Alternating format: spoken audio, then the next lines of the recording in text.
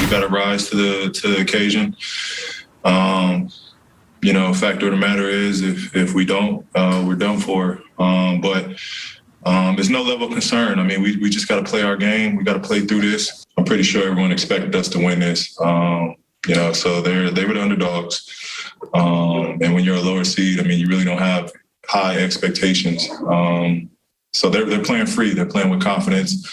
I think we're giving them a little too much confidence. So that's on us to shut that down. I'm not sure I believe they're playing with...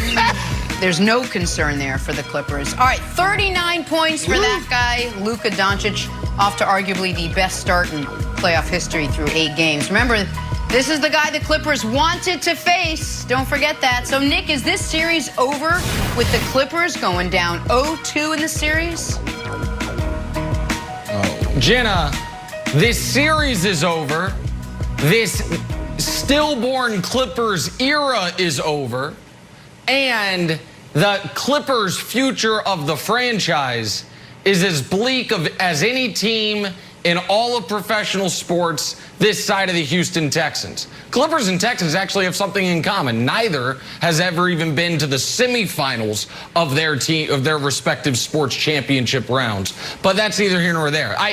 Wilds, what we have here is a perfect storm of terrible, inexplicable at the time, and certainly with hindsight, decisions. In the big picture, the first one is Kawhi Leonard's decision 2 years ago. Kawhi Leonard has had 3 options. Stay in Toronto with that organization, try to win back-to-back titles, and then evaluate the landscape. Option 2, go home to Los Angeles to play with the greatest player ever in Anthony Davis and win titles. Option 3, go to the sorriest franchise in NBA history, have them trade away every asset they have for Paul George and say, that's how we're going to do it. And in the meantime, I'll sign with New Balance as a nice little bonus. He chose that. That is a historically bad decision. Almost as bad as the decision Wilds, his organization made when they decided in Game 72, we could play the Blazers in round 1 if we win. We could play the Mavs in round 1 if we lose. And we are going to intentionally lose, so we won't have to play the Lakers in round 2. Instead, we'll play them in round 3.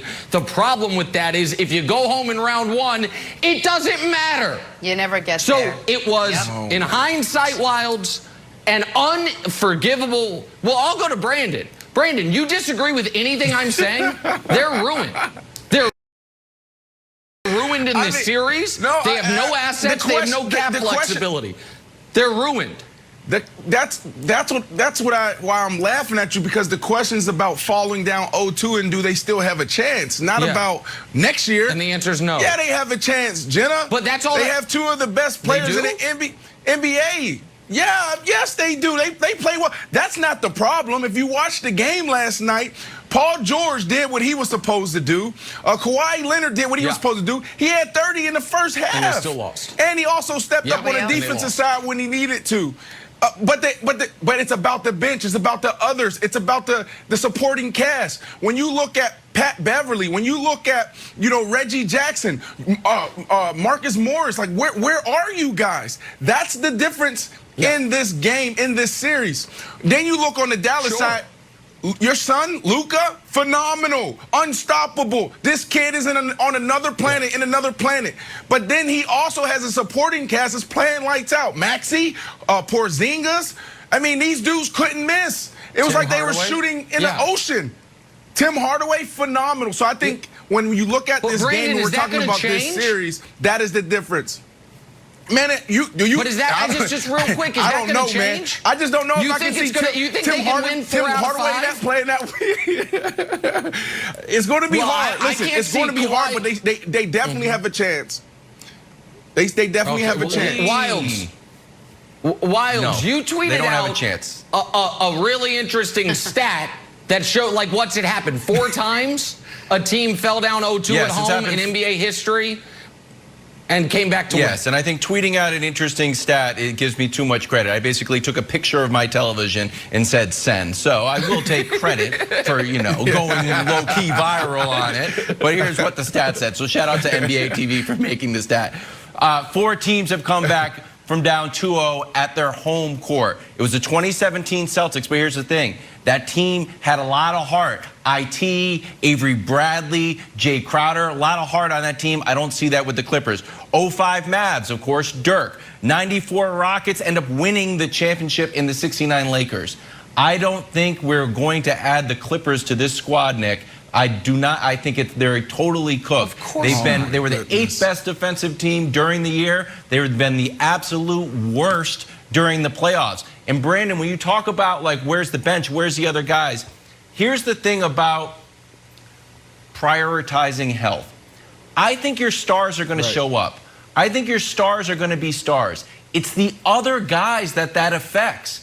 It's those guys ride more momentum than max contract guys. So when you lose those 2 games, you avoid the Lakers. The stars are going to be the stars. The stars play well at home. The stars play well on the road. It's those other guys, those fringe guys that affects. That I think that decision to avoid the Lakers hurt the most. Yeah, but I don't think it's about that. It's really about this team and really the supporting cast stepping up.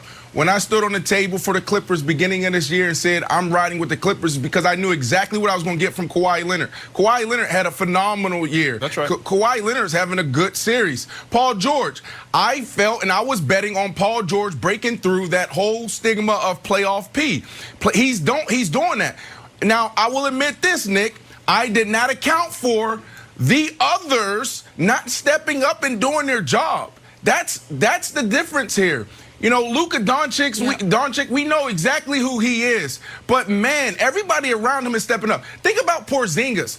They did a phenomenal job of managing Porzingis down the stretch to get him to the playoffs healthy.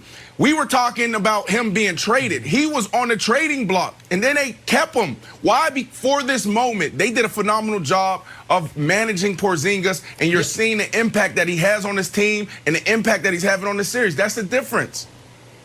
Well, Brandon, one thing we will agree on is this. The Clippers front office has done a miserable job, and I'm very interested to see for all those guys that, in a few months when they're interviewing for new jobs, because they're all going to be fired, how they justify this roster. Because you're surprised. Let me ask you a question. It seems that, yeah, go ahead. Ask the question, please. And then I'll finish the point. No, I just don't. Yeah, because you just said everyone's fired. You just made a big move in letting go Doc Rivers, and you got a phenomenal coach that's well-respected in Ty Lue. So are they going to make a move there? And then you're talking about Kawhi Leonard leaving. I just don't see this team making any moves. They can't make any moves. Okay, well, you're right. They are handcuffed for making moves because of the terrible moves the front office has made, which is why I'm not talking about Ty. I'm talking about the GM on down. The front office is going to be gone. Because maybe some people might be surprised that Reggie Jackson has been terrible in the playoffs. I'm not. I've seen him in the playoffs. People are surprised. Wait, Marcus Morris isn't a sharpshooter? Nope, not in the playoffs. Luke Kennard. You gave Luke Kennard $60 million this offseason. He's played 0 minutes. They won't take him off the bench. Serge Ibaka was their big offseason acquisition. He played 5 minutes last night. Nick Batum was supposed to come in and save the day. It's not a good roster. Kawhi and Paul George played as well as you can play, and they lost the biggest game they've played all year. It's not a good roster. Been saying it for 2 years. And Paul George could sit and tell you up and down there's no concern on that team, but look at the road ahead. 3 of the next 4 games are in Dallas. Baby. Mavs only really have to, they only have to win 2. There ain't going to be 4 games, I don't know, Jenna. Brendan. I'm not sure. There ain't going to be 4 Probably not. games. So you're saying get the broom out? We're taking a turn to talk about Brandon's team, Brooklyn Nets. And how about a guy named Blake? Here we go. Throwing it back with these dunks. Is he officially back to the old Blake? First things first on a Wednesday morning.